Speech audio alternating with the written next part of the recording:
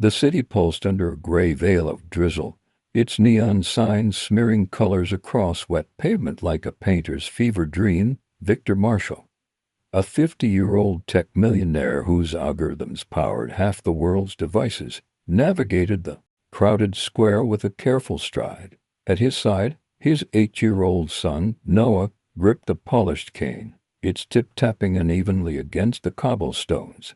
Noah's face, pale as the clouds above, bore the weight of a rare blood disorder that drained his strength and dimmed his once sparkling eyes. His small frame hunched forward, each step a quiet battle against a body that betrayed him. Victor's tailored coat shielded them both from the rain, but no amount of wealth could shield his heart from the ache of watching his son fade.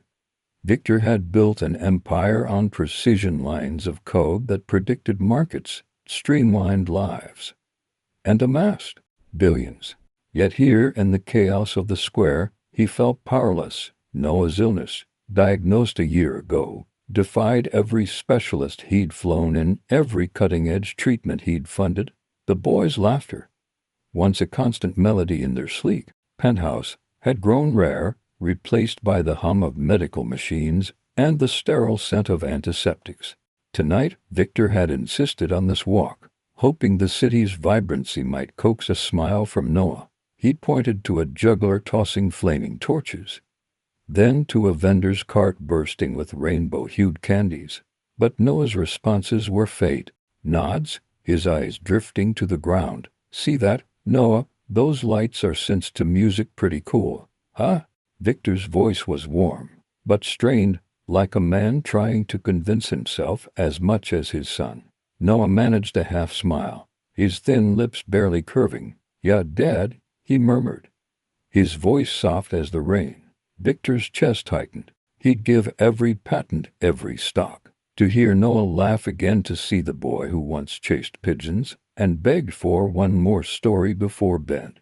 The square buzzed with life, tourists snapping photos, couples laughing, street performers, weaving magic from nothing. But to Victor, it all felt distant, a world his son could no longer touch. Then, from a shadowed corner near a flickering lamppost, a sound cut through the drizzle, a raw, soulful strum of a guitar, followed by a voice both gritty and bright.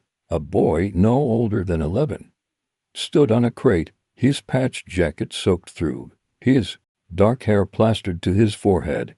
His fingers danced over a battered guitar, coaxing out a melody that spoke of open skies and fearless hearts. The small crowd around him swayed, captivated, as he sang of a hero who flew above storms unbroken by the world below. His voice wasn't polished, but it carried a fire that made the rain feel warmer, the night less heavy. Noah stopped, his cane still, his eyes lifting for the first time that evening. Victor paused, surprised by the shift in his son's posture.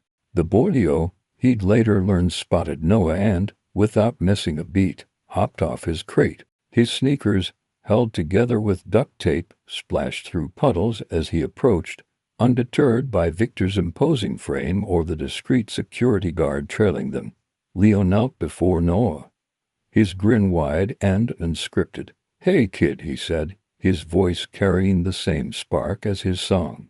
"You're the hero of this tune.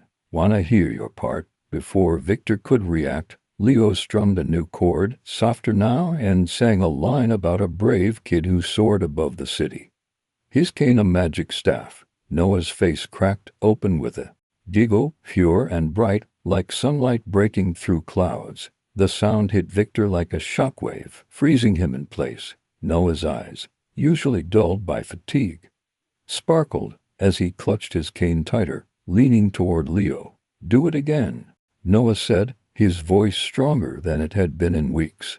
Leo laughed, repeating the verse, adding a playful flourish to the notes. The crowd clapped, but Victor barely noticed. His world narrowed to his son's laughter, a melody more precious than any symphony he'd ever heard. For a moment, the illness, the hospital visits, the endless reports, they all vanished. Noah was just a boy alive with joy. Victor studied Leo, a mix of awe and unease stirring within him. The kid was a stark contrast, to their polished life, his clothes torn, his hands smudged with street grime, yet his energy was electric, untamed. How did someone with so little radiate such light? Leo's guitar was chipped, its strings frayed, but he played it like it was strung with gold. His eyes held a resilience that Victor, with all his boardroom victories, couldn't fathom. Noah, still chuckling, reached out to touch the guitar, and Leo handed it over without hesitation, guiding Noah's small fingers to pluck a note. The clumsy twang made Noah laugh harder, his cane wobbling as he swayed with excitement. The rain fell heavier now, but neither boy seemed to care.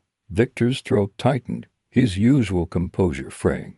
He'd spent millions on therapies, flown in experts from across the globe, yet this scrappy street kid had done what none of them could. He'd brought Noah back to life, if only for a moment. The square's noise, vendors calling, music blaring, footsteps splashing faded as Victor watched the two boys. Leo spun a quick tale about a sky king who ruled the clouds, and Noah hung on every word, his fatigue forgotten. Victor's heart ached with a strange blend of gratitude and guilt. Gratitude for this fleeting gift, guilt for the world of privilege that couldn't replicate it. He crouched beside them, ignoring the damp soaking his knees. "What's your name, kid?" he asked Leo, his voice softer than usual. "Leo," the boy replied, wiping rain from his face. "I play here most nights. Keeps me fed." His tone was matter of fact, but his eyes held a story Victor couldn't read. Noah tugged at Victor's sleeve, his face brighter than it had been in months. "Dad, he's awesome. Can he come play with me again?" The plea was simple, but it carried a weight Victor hadn't felt in years, not since he'd first held Noah as a newborn, promising to protect him from every storm. Victor's mind raced. Inviting a stranger into their lives was reckless. His security team would lose it.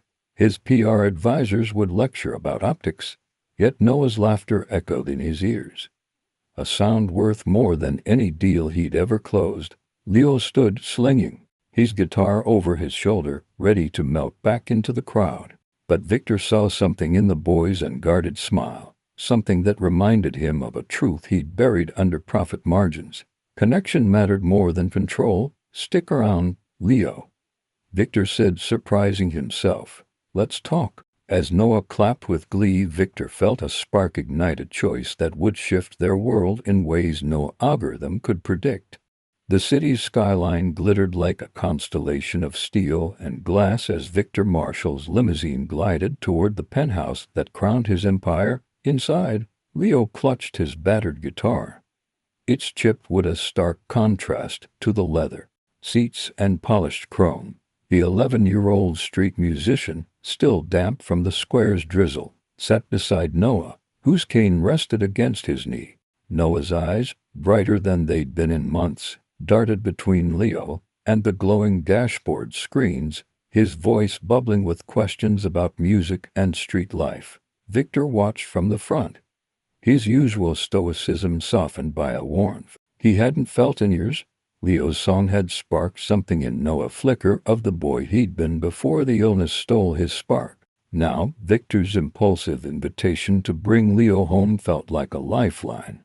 Though his advisor's warnings buzzed in his earpiece like static, the penthouse doors slid open, revealing a world of sleek minimalism, floor-to-ceiling windows framing the city's pulse, holographic art shifting in soft blues, and furniture so pristine it seemed untouched by life. Leo froze, his sneakers squeaking on the marble floor, his patched jacket absurdly out of place. Noah, undeterred, tugged Leo's sleeve, urging him toward a room filled with virtual reality consoles and glowing toys. "You gotta see my drone. It flies like your songs," Noah said, his voice carrying a lilt Victor barely recognized. Leo's grin returned, but his eyes flicked nervously to the silent staff gliding through the space, their tailored uniforms as stiff as their expressions. Victor issued quiet commands: a meal, clothes, a place for Leo to rest. The staff complied, but their glances lingered on the scruffy boy as if he were a glitch in their flawless system. Leo's first steps into this world felt like walking on a tightrope. The streets had been chaotic, puddles to dodge, vendors to charm, nights spent under tarps, but they were his. Here, every surface gleamed, every movement was watched. The air smelled of citrus cleaner, not the earthy tang of rain-soaked asphalt. At dinner, served on a glass table that reflected the chandelier's glow, Leo fumbled with a fork, its weight foreign compared to the plastic sporks he'd scavenged. Noah chattered about superheroes, oblivious to the staff's subtle frowns. But Leo felt their judgment like a cold draft. Victor, sensing the boy's unease, offered a nod. "Eat what you want, Leo.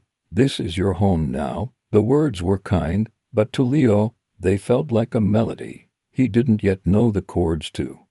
Noah's room became their refuge. Walls pulsed, with interactive screens, displaying starry skies or jungle vines at Noah's whim. Leo strummed his guitar, teaching Noah a simple riff, their laughter bouncing off the high ceilings.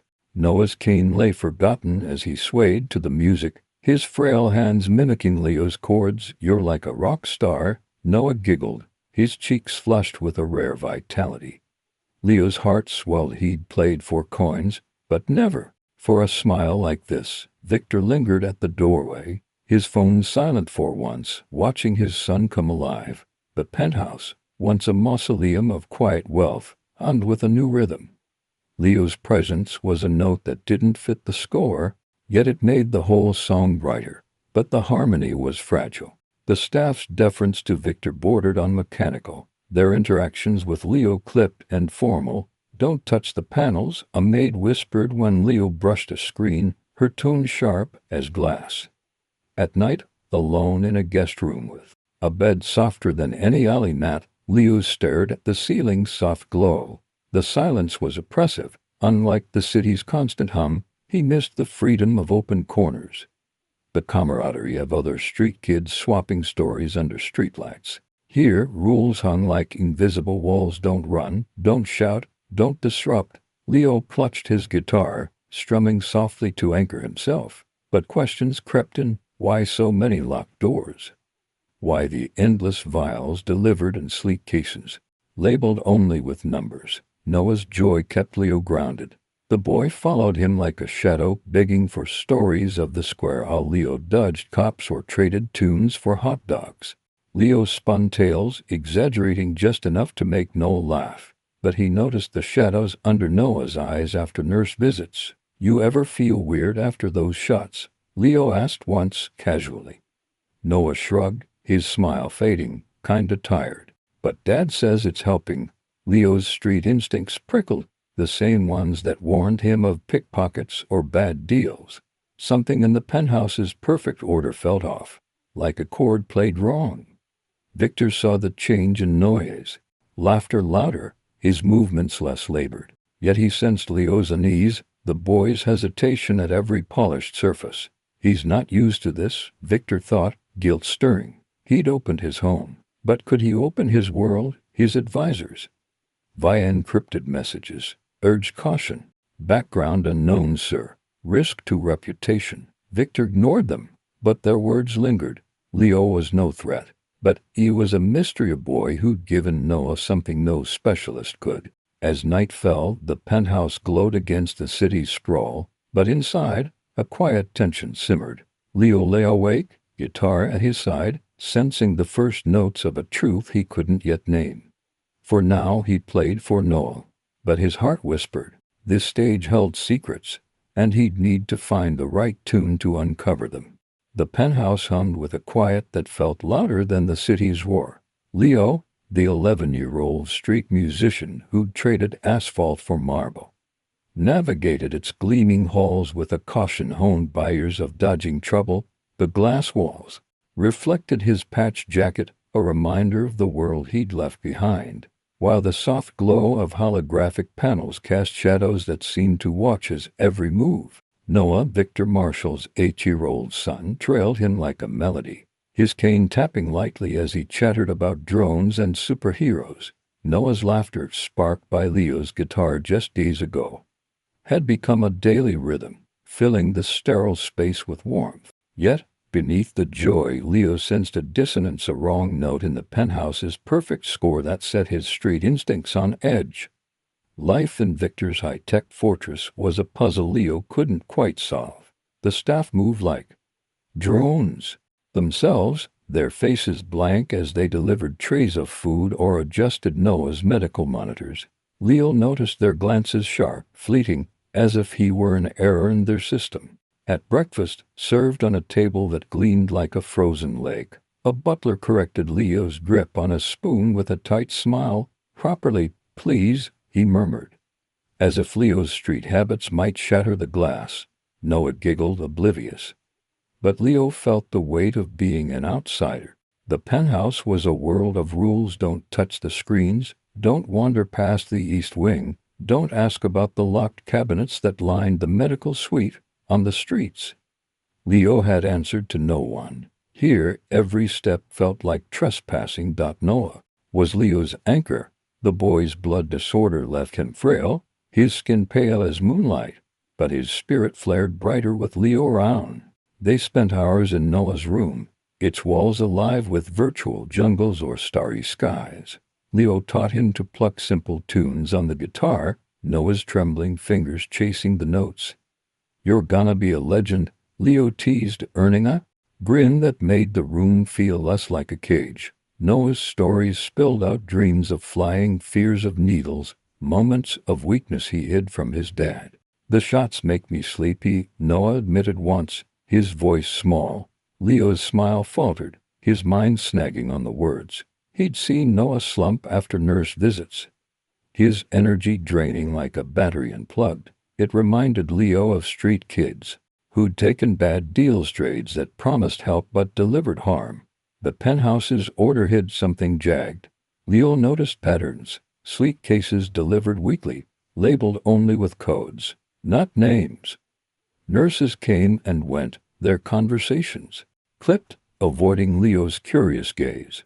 One evening, as he and Noah played a game of sky pirates with toy drones, Leo spotted a locked cabinet in the medical suite, its digital keypad glowing red. "What's in there?" he asked. Half joking, the nurse's face tightened. "Nothing. For you," she snapped, ushering them out. Leo's instincts, sharpened by years of reading danger in alley shadows, screened secrets meant trouble on the streets. Locked doors hid stolen goods or worse. What was this place hiding? His curiosity grew thorns. Late at night, when the penthouse fell silent, Leo wandered its halls, guitar slung over his shoulder like a shield. The east wing, off limits to all but Victor and select staff, drew him like a forbidden chord. He'd seen Victor disappear behind a heavy door, his face drawn after hushed calls with doctors. Once, Leo overheard a fragment. "Vitalize Labs. Progress stable." The name stuck, sharp as a splinter. Noah's treatments came from Vitalize, but why the secrecy? Why the locked doors when Victor's wealth could buy transparency? Leo's mind churned, replaying Noah's tired eyes, the nurse's evasions, the cases that arrived like clockwork. The chance came unexpectedly. One morning, as staff bustled with a delivery, Leo passed the east wing. A key card, left carelessly on a table, glinted under the soft lights. His pulse raced. Opportunity and risk in equal measure. Noah was napping, Victor in a meeting. Leo glanced around, the hall empty save for the hum of a cleaning drone. Heart pounding, he swiped the card and slipped through the door, closing it softly behind him. The room was Victor's study. A fortress of screens and steel, a desk held neatly stacked tablets, their screens dark but alive with potential. Bookshelves loomed, filled with binders labeled in cryptic codes. The air smelled of metal and ink, a far cry from the street's damp earth. Leo's hands trembled as he opened a binder marked Vitalize Labs patient and Noah's initials. Pages spilled with jargon, charts of blood counts, dosage schedules, terms like synthetic symptom triggers and dependency cycles. Leo's reading was rough, pieced together from library scraps, but he understood enough. Noah's name appeared repeatedly, tied to phase for trials. Words like induced, fatigue, and controlled progression hit like punches. This wasn't healing, it was something else, something deliberate. His stomach twisted, the binder shaking in his grip. Noah's illness, the shots, the locked doors, they weren't saving him. They were chaining him. Leo's breath caught, his mind racing. He'd seen scams on the streets, fake cures peddled to desperate souls, but this was colder, calculated. The study's silence pressed against him, urging him to flee. But he couldn't look away. Noah's laughter, his trust, flashed in Leo's mind. He slipped a few pages into his jacket, his heart a drumbeat, as he locked the door behind him. The weight of those papers burned against his chest. The penthouse's glow felt like a lie. Now, its perfection masking a truth Leo wasn't sure he could face. But for Noah, he'd find a way to play the right notes. The penthouse's silence pressed against Leo like a held breath, its glowing walls no longer a marvel but a mask. The 11-year-old street musician, whose guitar had brought light to Noah's shadowed world, now carried a heavier tune, one of suspicion and dread. Since his first venture into Victor's study, the stolen pages burned in his jacket, their cryptic phrases, synthetic symptom triggers. Dependency cycles echoing in his mind like a song stuck on repeat. Noah's laughter, once a melody of hope, now clashed with the truth Leo feared. The boy's illness wasn't fake but a calculated lie. The city's neon pulse flickered beyond the glass, but inside, Leo felt trapped in a score he couldn't yet play. Each night, as Noah slept, Leo lay awake in his too-soft bed. The stolen documents hidden beneath his pillow, the penthouses, sterile hum air filters, distant drones felt colder than any alley in the streets. He'd learned to trust his gut. A glance that lingered too long, the deal too sweet, always meant trouble. Here, trouble hid in locked cabinets, and nurses, clipped voices. Noah's frailty after injections, his slumped shoulders, and dulled eyes haunted Leo. The boy's trust, his wide grins during their guitar sessions, made the weight of those papers unbearable. Leo knew he couldn't stay silent, but the study held more answers, and his instincts screamed to dig deeper. The opportunity came during a rare moment of chaos. Victor was away, immersed in a virtual boardroom, and the staff scrambled to manage a delivery glitch. Noah napped, his cane propped against his bed. Leo slipped through the east wing, heart pounding like a drumbeat. The study's keycard, left on a console by a distracted aide, gleamed like a dare. He swiped it. The door's soft click louder than a gunshot in his ears. Inside, the room was unchanged, screens dark, binders aligned, the air thick with the scent of leather and circuits. Leo's hand shook as he approached the desk, its surface a battlefield of secrets waiting to be uncovered. He didn't skin. This time, sitting in Victor's chair, Leo forced himself to read, his street-taught literacy straining against the dense medical jargon. The binders, stamped Vitalized Labs Confidential, laid bare a chilling truth. Noah's blood disorder, described as rare and incurable, wasn't congenital. It had surfaced after Vitalize's phase 4 trials began. Reports detailed induced hematologic stress, with injections designed to mimic a disease ensuring dependency. Leo's breath hitched as he read on. Noah's fatigue, tremors, and pallor were side effects, not symptoms, engineered to keep him weak. Vitalize had sold Victor hope, but delivered a trap. The betrayal deepened. With every page, contracts signed in Victor's sharp scrawl revealed desperate meetings where Vitalize's reps wielded charts and promises, exploiting a father's fear. Only our protocol can stabilize him. One memo quoted a lie that chained Victor's fortune to their coffers. Financial logs listed payments, millions funneled into research, siphoned to offshore accounts. Noah was a pawn in a larger game, one of many children listed in a trial cohort, their suffering a line item in Vitalize's profits. Leo's stomach churned, his fingers gripping the pages so tightly they crinkled. He'd seen cruelty on the streets, thieves preying on the weak, but this was surgical, a symphony of greed played on a child's pain. Leo's mind flashed to Noah's latest guitar lesson. the boy's shaky fingers plucking a note, his smile fragile but fierce. That smile was why Leo was here, risking everything. He pictured Victor, a titan of tech, broken by fear for his son, signing away millions to liars in white coats. The documents painted a father manipulated, not complicit. But the truth was no less devastating. Noah's suffering the sleepless nights. The cane, the fading spark wasn't fate's cruelty but Vitalize's design. Leo slammed the binder shut, the sound echoing like a gavel. Anger surged, hot and unfamiliar, drowning the fear that urged him to run. He pocketed more pages, selecting those with damning clarity. A memo admitting prolonged dependency maximizes revenue, a chart tracking Noah's decline against dosage increases. Each word fueled his resolve. But fear clawed at him too. Vitalize wasn't a street hustler he could outwit with a quick tune. This was a corporation with power he couldn't fathom. If caught, what would happen? Would Victor, blinded by trust in experts, cast him out?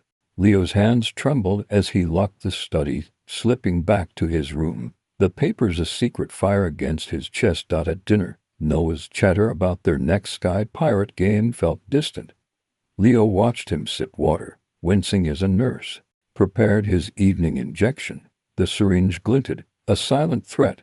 Leo's heart screamed to act, but doubt held him back. He was just a kid, a street rat in a world of glass and gold. Could he challenge a machine this vast? Yet Noah's trust, the way he leaned into Leo's stories, was a melody too pure to ignore. If he stayed silent, Noah would fade, note by note. Leo clutched the hidden pages, his jaw tight. The penthouse's glow was a lie, but the truth was in his hands now, and he'd play it for Noah, no matter the cost. Leo's heart beat like a metronome, steady but relentless, as he sat cross-legged on the penthouse floor, his guitar silent for once. The stolen documents from Victor's study, hidden under his mattress, weighed heavier than the city's skyline. Beyond the glass walls, the words induced hematologic stress. Dependency cycles looped in his mind, a haunting refrain that confirmed Noah's suffering wasn't a disease, but a design. The 11-year-old street musician, whose songs had lit up Noah's world, now faced a choice that felt bigger than any stage he'd ever played. Noah, Victor's 8-year-old son, trusted him completely. His frail hands strumming clumsy chords, his laughter a fragile melody. Leo couldn't let that fade. Not when he knew the truth. Vitalize Labs injections were poisoning Noah, not curing him. The penthouse's sterile glow polished marble. Humming screens felt like a cage closing in. Leo's street instincts, honed dodging scams and cops, screamed to act, but how? He was no doctor, just a kid with a guitar and a handful of papers. Yet Noah's tired eyes after each injection, the way his smile dimmed, pushed Leo forward. He'd seen enough on the streets to know that truth needed proof, not just words. An idea struck, risky but clear. If the injections were the problem, stopping them might show the truth. Leo decided to test it, secretly delaying Noah's doses while watching for changes. His pulse raced at the thought meddling with medicine was dangerous, but so was silence. The first chance came at breakfast, the glass table reflecting the morning's pale light. Noah sat, cane propped nearby, nibbling toast as a nurse prepared his injection tray. Leo, heart pounding, spotted the nurse's phone buzzing on the counter. "Hey, Noah. "Wanna hear the pirate song again?" he said, strumming his guitar loudly. Noah grinned, distracted, as Leo edged closer to the tray. While the nurse turned to answer her call, Leo swapped the syringe's vial with a water sample he'd pocketed from the kitchen, his hands steady despite the fear clawing his chest. The nurse returned, none the wiser, and administered the dose. Leo watched Noah closely, his stomach knotted, praying he hadn't made a mistake. Hours later, a spark flickered. Noah, usually sluggish post-injection, bounced a toy drone across his room, his laughter sharper, his movements less labored. "Look, Leo, it's flying like us," he called. His cheeks flushed with color. Leo's breath caught. This wasn't a fluke. He needed more proof. Over the next days, he seized every chance. A distracted aide, a delivery mix-up, moments when the staff's rigid routine faltered. Each time, he delayed or swapped a dose, spinning tales of sky pirates or superheroes to keep Noah's focus. Elsewhere, the changes were small but real. Noah's eyes brighter, his grip firmer on the guitar, his cane untouched for hours. Leo's hope grew, a quiet chord swelling in his chest. To be sure, Leo started a journal, a tattered notebook hidden under his pillow. He scribbled notes in the dim glow of his room. Day 3. No shot at lunch. Noah ran to the window. Day 5. Water swap laughed for 10 minutes straight. Each entry was a beat in a song of truth. Noah's improvements weren't imagination. They were evidence. Once, Noah lifted his legs onto the couch without help, a move that left Leo staring. "You're getting strong, kid," Leo said, masking his awe with a grin. Noah beamed, unaware of the test, and said, "It's 'cause you're here." The words hit Leo like a high note, heavy with trust and responsibility. Victor, buried in virtual meetings, didn't see the pattern. When Noah chased a drone or strummed a chord, Victor smiled, calling it a good day, blind to the link. With missed doses, Leo's frustration simmered. How could a man so smart miss this? But he understood. Victor's fear for Noah clouded his sight. His faith in Vitalize's experts absolute. Leo's notebook grew thicker, each page a step closer to proof, but also a weight. If caught, the staff might call him reckless. Victor might banish him. But Penthouse's rules don't touch, don't question felt tighter. The nurses' glances sharper. Leo hid his fear, strumming for Noah to keep the darkness at bay. Their bond deepened in these secret days. Noah shared dreams of flying drones over the city, fears of hospital rooms, moments he hid from Victor. "Sometimes I feel heavy, like I'm sinking," he whispered once. After a real dose slipped through, Leo's heart twisted, his resolve hardening. He wasn't just proving a point, he was fighting for Noah's childhood, for the boy who saw him as a brother. At night, Leo lay awake, the notebook a silent vow. The Penthouse's glow masked a lie. But Noah's laughter was truth, and Leo would risk everything to keep it alive. The Penthouse's glow felt like a spotlight on Leo, its sterile sheen amplifying the weight of the truth he carried. The 11-year-old street musician, whose guitar had sparked joy in Noah's fading world, clutched his tattered notebook, its pages filled with evidence of Vitalize Labs' betrayal. Each scribbled note, Day 7, no shot, Noah ran, was a chord in a song of hope, proof that the injections were poisoning Noah, not curing him. But hope came with fear.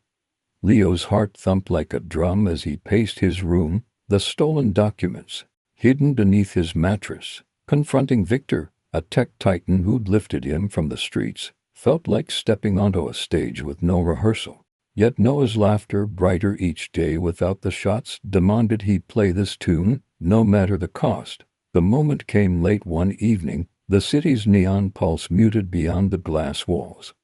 Noah sat in his room, his cane idle as he doodled. A sky pirate ship, his cheeks flushed with the vitality Leo had fought to preserve. Victor, fresh from a virtual meeting, leaned against the doorframe, his face softened by Noah's hum.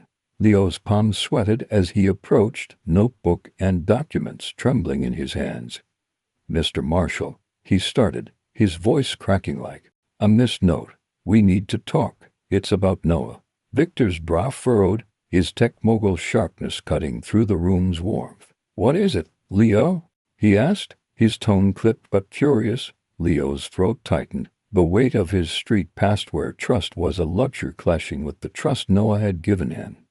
He laid the notebook and papers on the glass table, their edges worn but words damning. "I went into your study," he confessed, eyes fixed on the floor.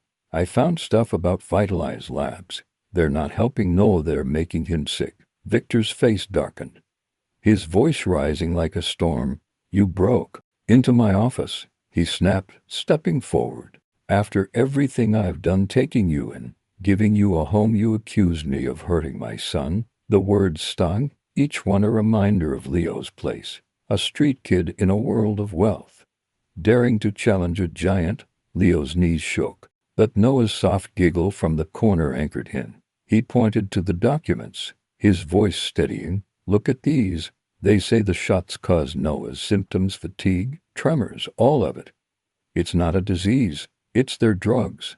He flipped open the notebook showing entries. Day 4 water swap. Noah stood alone. I've been skipping his doses, Leo admitted, bracing for fury. And he's better, stronger. You've seen it. Victor's eyes blazed, his hand slamming the table. You tampered with his medicine, he roared. You're no doctor, Leo. You could have killed him. The accusation cut deep, but Leo stood firm, his street grit outweighing his fear. Tears pricked Leo's eyes, but he pushed on, pointing to a memo. Vitalize planned this. They're keeping him sick for your money. Read it. Dependency maximizes revenue. It's all here. Victor shook his head, his faith in experts a wall Leo couldn't breach. You don't understand medicine, he said, his voice cold. I trusted them to save Noah. You're just a kid. The dismissal burned. But Leo's voice rose, desperate. I know what I saw. Noah's worse after every shot. I stopped them, and he's running, laughing. Look at him. He gestured to Noah, who watched wide-eyed, clutching his doodle. Then a small voice broke the tension. Gad, Noah said, his tone soft but piercing. Leo is right. The shots hurt. He shifted, his cane untouched. My chest gets tight, my legs heavy. I didn't tell you 'cause you were so sure they'd fix me. Noah's confession hung in the air, a raw note that silenced the room. Victor turned, his face crumbling as he searched his son's eyes. Noah's truth wasn't in charts or contracts, it was in his trembling voice, his quiet pain. Leo saw Victor's armor crack, the tech titan reduced to a father facing a truth he'd ignored. Victor sank onto the couch, head in hands, the documents untouched before him. Leo's heart raced, his tears spilling now. Just try it, Mr. Marshall, he pleaded. Stop the shots for a few days. If I'm wrong, nothing changes. If I'm right, Noah gets better. His voice broke, but his eyes held Victor's, unyielding.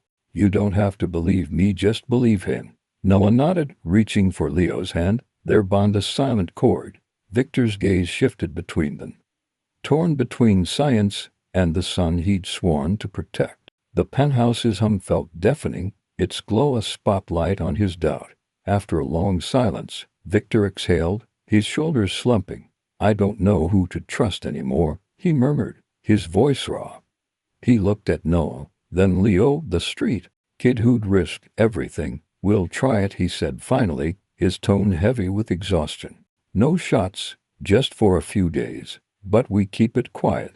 Leo's relief was a fleeting note, tempered by fear. This was only the start, a single chord and a larger song, as Victor dimmed the lights. Sitting by Noah's side, Leo clutched his notebook, knowing the truth was no longer hidden, it was waiting to be played. The penthouse's sterile glow felt like a held breath, its glass walls reflecting a city that never slept. Victor Marshall, the tech millionaire whose algorithms powered empires, stood at a crossroads, his heart a tangle of fear and hope. Leo's words, raw, desperate, backed by stolen documents, had cracked his faith in Vitalize Labs.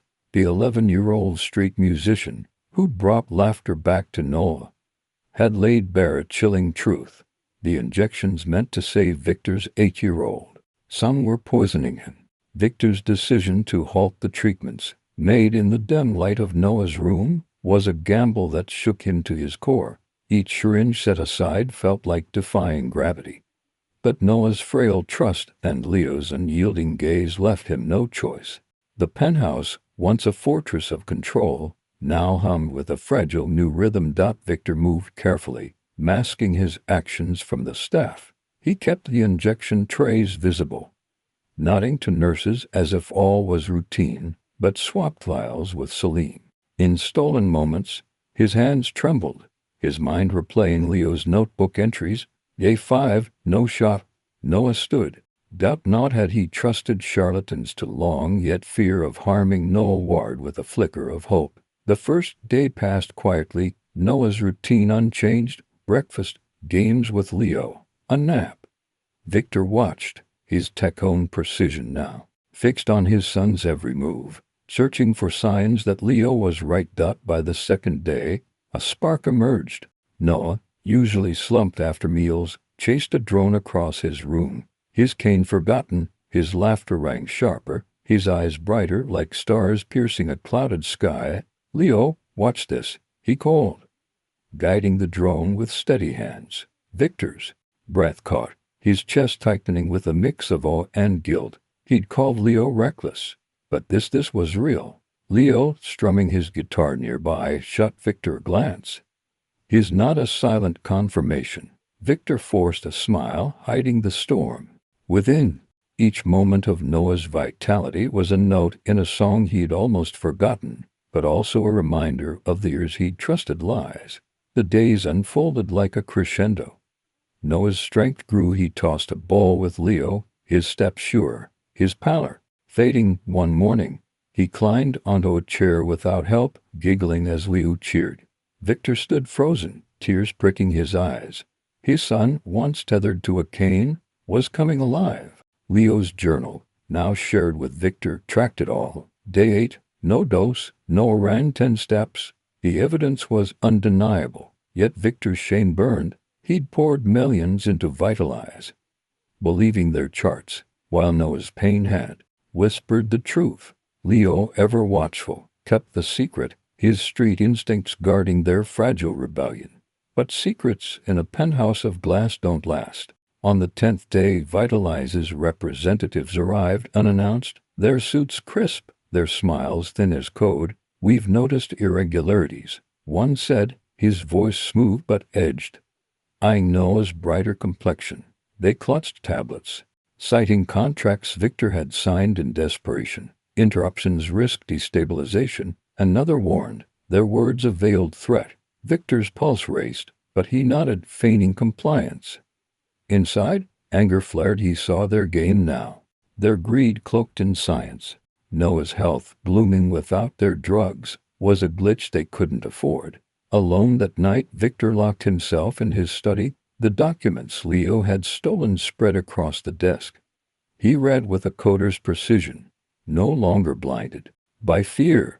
Memos reveal Vitalize's scheme. Synthetic symptoms ensure long-term funding. Invoices showed millions funneled to shell accounts, while reports contradicted Noah's stable condition with data of decline. Noah wasn't alone. Names of other children dotted the files, each a victim of the same fraud. Victor's fists clenched, the papers crumpling. He'd built an empire on truth and code, yet let liars script his son's pain. The betrayal cut deeper than any market crash. Leo, watching from the shadows, saw Victor's resolve harden. That boy's own fear lingered. Vitalize's power loomed larger than any street threat, but Noah's laughter, now a daily melody, kept him steady. At night, as Noah slept, Leo strummed softly, his guitar a shield against doubt. Victor joined him once, his voice low. "You were right," he admitted, guilt heavy in his eyes. Leo nodded, his journal a silent vow. The penthouse's glow was no longer a mask, it was a stage, and the truth was ready to play, its notes sharp and unshakable.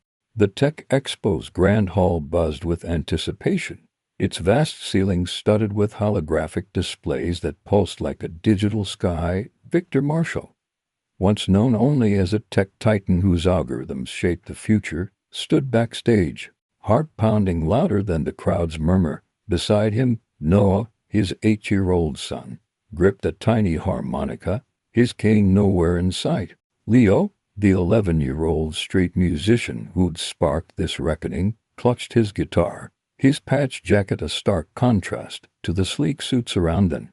The documents stolen by Leo, studied by Victor, lay ready, their damning words about Vitalize Labs fraud a weight Victor now carried with resolve. Today he wasn't just a CEO, he was a father, ready to sing a truth that would shake the world. The stage lights flared, illuminating Victor as he stepped to the podium, Noah and Leo at his side. Cameras whirred, journalists leaned forward, and tech moguls whispered, expecting another product launch. Instead, Victor's voice, steady as code, cut through the noise. I trusted Vitalize Labs with my son's life, he began, his gaze sweeping the crowd. They promised a cure. Instead, they poisoned him. Gasps rippled as he held up a tablet projecting a memo. Synthetic symptoms and sure revenue. The hall fell silent, the air thick with shock. Victor detailed the scam, how Vitalize's injections created Noah's illness, how they preyed on his desperation, draining millions while chaining Noah to pain. Noah stepped forward, his step sure, his harmonica glinting under the lights. The crowd stared, stunned. Months ago, he'd been a frail boy, cane-bound, a symbol of tragedy. Now, he played a single note, clear and bright, his smile a beacon. Leo strummed a soft chord, his eyes steady, proud. Victor's voice cracked as he showed more evidence, forged reports claiming Noah's stability, contracts hiding offshore accounts, lists of other children trapped in the same scheme. They didn't heal, he said, his anger rising. They profited on suffering. He pointed to Noah, now tossing a small drone mid-stage, his laughter echoing. This is the truth. Their drugs were the disease. The hall erupted. Journalists typed furiously. Cameras flashed, capturing Noah's every move. Victor's lawyers, flanking the stage, confirmed the documents' authenticity. Their faces grim. Leo stood tall, his guitar a silent testament to his courage. He'd been the spark, the street kid who saw what experts missed, and now the world saw him too.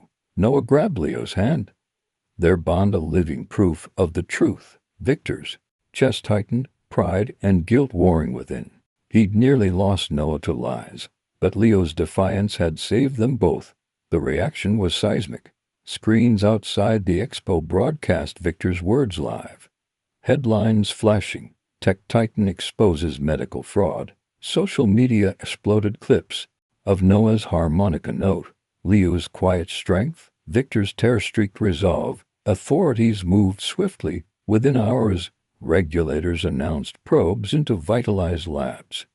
Prosecutors vowed to pursue charges fraud, corruption, endangering lives. Police raided Vitalize's offices, seizing servers that confirmed Victor's evidence. Executives, once untouchable, faced cameras with handcuffs, their polished facades crumbling. Noah's moment on stage became the scandal's heart. His walk, unassisted, was a symbol. A child who'd been a case study in suffering now danced with life. The crowd's applause thundered as he and Leo played a duet, harmonica and guitar weaving a melody of defiance.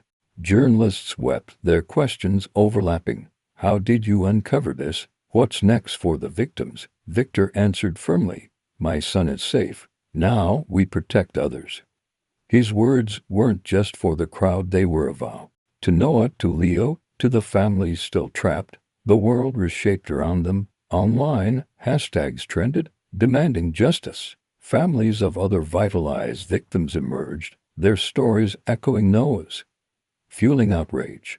Victor, once a cold billionaire, was now a father who bared his soul. Leo, the street kid, was hailed as a hero, his guitar a symbol of truth. Noah's laughter, once a rare note, now played across global screens, a reminder that one child's courage could rewrite a system. As the expo hall emptied, Victor knelt before Noah and Leo, his voice soft. You changed everything, he said. The penthouse awaited. No longer a cage, but a stage for a new song, one of justice, love, and a truth that rang clear. The penthouse, once a fortress of glass and silence, thrummed with life, its walls no longer cold, but alive with color and sound. Sunlight poured through the towering windows, dancing across murals of sky pirates and soaring drones, painted by Noah and Leo in bursts of laughter. Victor Marshall, the tech titan whose world had been code and control, stood in the rooftop garden, watching his 8-year-old son chase Leo through a maze of planters. Noah's cane, once his constant shadow, lay forgotten, his steps sure and his laughter a melody that echoed across the city's skyline. Leo, the 11-year-old street musician, who'd sparked this change. Strummed his guitar, his patched jacket replaced by a hoodie, but his grin as wild as ever. The air smelled of fresh earth and freedom, a stark contrast to the sterile hum of weeks past. Noah's recovery was a miracle rooted in truth, free from Vitalize Labs' toxic injections. His blood disorder, a fiction crafted for profit, had vanished, leaving a boy whose energy seemed to light the penthouse from within. He raced Leo to a bench clutching a harmonica, its notes sharp and joyful as they played a duet. Their music, once confined to Noah's room, now spilled through every hall, turning the sleek space into a home. Victor's chest swelled, the guilt of trusting liars fading beneath the warmth of this new rhythm. He'd nearly lost Noah too. Ah, scam, but Leo's courage, those stolen papers, that desperate plea had rewritten their song. Leo, once an outsider dodging the staff's cold glances, was now family. The adoption papers, signed quietly in Victor's study, made it official. But it was Noah's fierce hugs and shared secrets that sealed the bond. Leo still felt the streets pull its raw chaos, its unscripted freedom, but the penthouse was no longer a cage. The staff, once rigid, softened. The butler who'd scolded Leo's spoon grip now clapped during their impromptu concerts. Meals, once silent affairs on a glass table, became raucous jams, with Noah and Leo trading pirate tales over pizza, their laughter drowning out the city's hum. Leo's guitar, chipped but cherished, hung on a wall, a symbol of the spark that had changed everything. Victor, too, was reborn. The man who'd once measured success in stop ticks now saw it in Noah's grin, Leo's fearless spirit. The Expo's fallout, Vitalize's collapse, executives in cuffs had shaken him awake. He redirected his fortune, funding shelters for street kids like Leo, their walls lined with art supplies and instruments. He launched probes into medical fraud, his algorithms now hunting lies instead of profits. The penthouse, once a monument to isolation, became a hub for change, hosting mentors who taught coding to kids from alleys. Victor joined them, his tie loosened, his laughter mingling with theirs. Leo's grit had shown him what wealth could do, and guided by heart. The rooftop garden was their sanctuary. Noah and Leo sprawled on the grass, sketching new adventures, drones battling sky dragons, harmonicas summoning stars. Victor watched, his phone silent for once, marveling at the family he'd gained. Noah's health, once a flickering hope, was now a steady flame. Leo's presence, once a risk, was now his anchor. One evening, as the city's neon faded into dusk, Noah tugged Victor's sleeve. "Dad, Leo says we're a band now. You're the drummer." Victor chuckled, picking up a pair of sticks to tap a playful beat on a planter. Leo strummed, Noah blew a wild harmonica note, and the trio dissolved into laughter. Their music a defiant harmony against the world's noise. The penthouse's walls, once sterile, bore their marked fingerprints, paint smudges, a guitar pick wedged in a couch. The staff joined in, their formality traded for warmth, sharing stories of their own dreams. The city below buzzed with the scandal's echoes, but here it was just them, a father, a son, a brother, bound not by blood but by a truth that rang clear. Victor knelt beside Noah and Leo, his voice soft. "You taught me what matters," he said. His eyes on the horizon, the skyline glittered, but the real light was here, in their shared song, a legacy of love that no empire could outshine.